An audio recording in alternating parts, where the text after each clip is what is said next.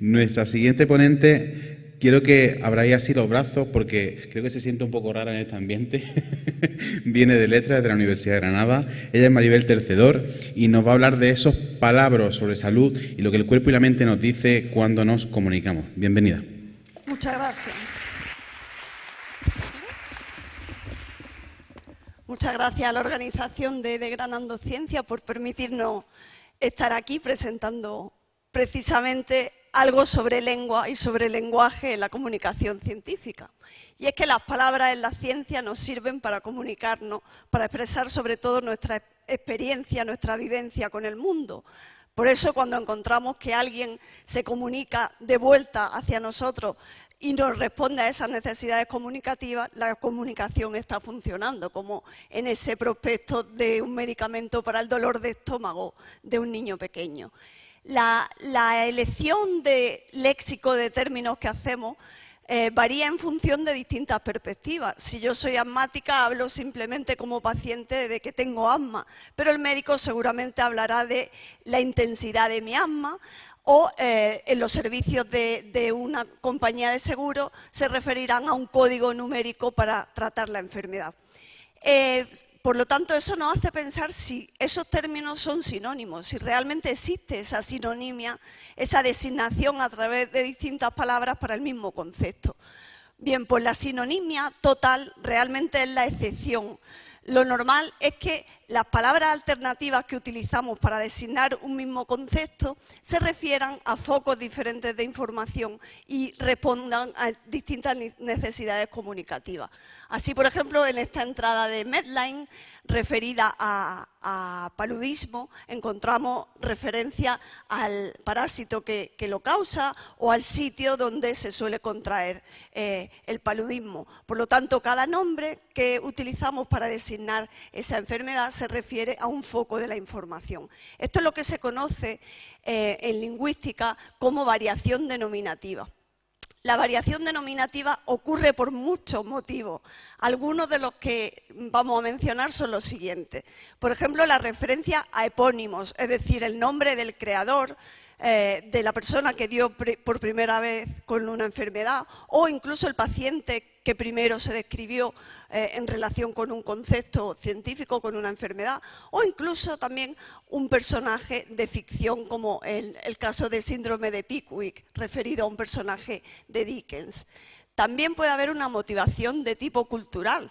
En España no hablamos de que tengo la venganza de Moctezuma, pero desde luego en México, si alguien hace referencia a esa dolencia, todo el mundo sabe de qué se trata, y que se trata precisamente de una diarrea del viajero. Otro tipo de motivación es la que se causa por la similitud entre dos entidades, entre dos conceptos de un campo semántico y de otro. Es decir, hay una proyección metafórica basada en que dos cosas se parecen en forma o se parecen en función. Así tendríamos, por ejemplo, términos como niebla mental o esófago en tirabuzón. ¿Cómo estudiamos nosotros, los lingüistas, los que nos dedicamos a estudiar la lengua y el lenguaje, la variación denominativa? Utilizamos sobre todo grandes volúmenes de texto en los que recogemos cientos de millones de expresiones y vemos cómo varían y vemos distintas cosas. Por ejemplo, en la diapositiva que veis aquí vemos la diferencia entre el uso de hospedador y huésped.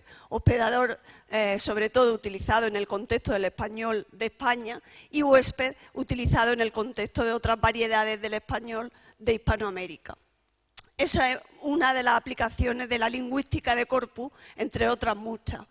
Pero realmente en divulgación científica tenemos que ir un poco más allá. No podemos simplemente mirar grandes volúmenes de textos que normalmente son textos escritos, textos preparados y textos en los que hay un emisor experto y un receptor que es la persona alega. Necesitamos mirar lo que los grupos de usuarios a los que nos dirigimos van a necesitar. Por ejemplo, eso es lo que están haciendo algunas publicaciones científicas de prestigio, de impacto, como el British Medical Journal, que está teniendo en cuenta la visión de los pacientes y su opinión de cara a la inclusión de esto en el proceso de revisión de los artículos. Nosotros hemos querido ir un pasito más allá y lo que hemos hecho es meternos en los foros de comunicación online de distintos grupos de usuarios. Por ejemplo, si entramos en un foro de comunicación online de pacientes y compilamos grandes cantidades de mensajes de distintos foros, lo que podemos ver es la comunicación espontánea que tiene lugar entre estos pacientes. Una comunicación que no tiene ningún sesgo, no hay miedo a hacer el ridículo, no hay miedo a lo que el médico puede pensar de mi forma de expresarme, etcétera. Y eso lo hacemos también con la herramienta de la lingüística de corpus. Y así, por ejemplo, hemos visto que la expresión que hacen los pacientes en cuanto a la preocupación de su enfermedad hace que se centren sobre todo en aspectos del tratamiento, del ámbito hospitalario, de la anatomía o síntomas de la enfermedad. Y algunos otros campos también, pero en menor medida, son los que les preocupan y cómo se expresan acerca de esos conceptos relacionados con la enfermedad. También podemos hacer algo muy interesante a la hora de analizar esos grandes volúmenes, grandes hilos de comunicación de distintos foros, en este caso de pacientes, y es ver la expresión de las emociones. Si comparamos cómo expresan los pacientes sus emociones en relación con otros corpus textuales que no son de pacientes, vemos que la preocupación de estos por aspectos de la enfermedad relacionados con las emociones, tanto negativas como positivas, es muchísimo mayor que la expresión que tiene lugar en otros ámbitos comunicativos que también compilamos y que también analizamos. Nosotros utilizamos las herramientas de análisis léxico para ver estos aspectos y, por ejemplo, también para analizar textos traducidos en la web. Y no textos de baja calidad como el que tenéis en pantalla, ¿no? que lo que hace más que nada es dar ganas de llorar, ¿no? En el que han traducido shots por disparo, sino realmente grandes volúmenes de texto de instituciones, de organismos de prestigio que se supone que están traducidos por profesionales del ámbito de la traducción. Por ejemplo, sabemos que el inglés hace uso de términos metafóricos, de términos muy descriptivos, muy visuales, incluso en el ámbito de máxima especialización, como por ejemplo con el término keyhole surgery, y que el español recurre más a las raíces grecolatinas para expresar el mismo concepto.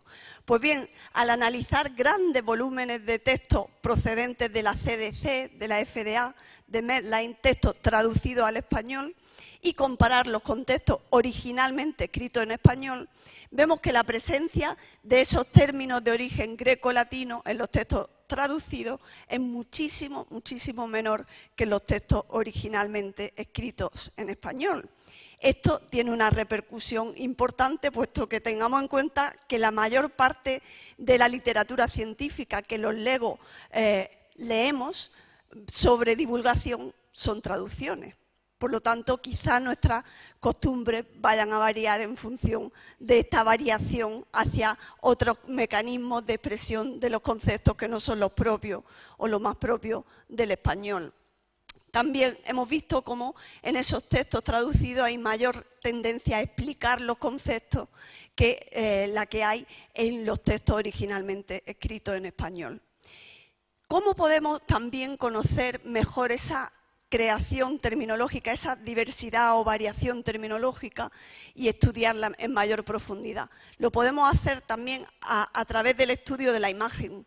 ¿Por qué? Porque la imagen normalmente apunta a aspectos fundamentales de los conceptos, aspectos que pueden ser visuales, como en el caso de la imagen que tenéis ahí, de esófago en tirabuzón o en sacacorchos, pero sobre todo porque las imágenes nos van a ayudar a retener información en la memoria a corto plazo y almacenarla en la memoria a largo plazo.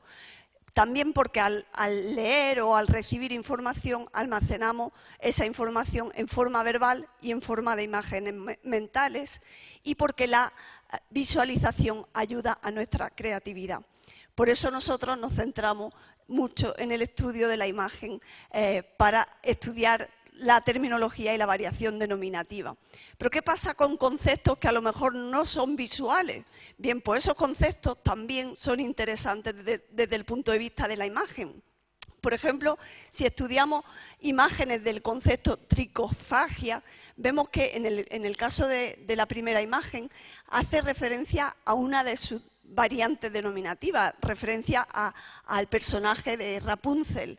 En el caso de la siguiente imagen, lo que resalta esa imagen es el síntoma principal de la enfermedad. Y la tercera, lo que resaltaría sería una de las consecuencias de la enfermedad, que es la acumulación de pelo en el estómago.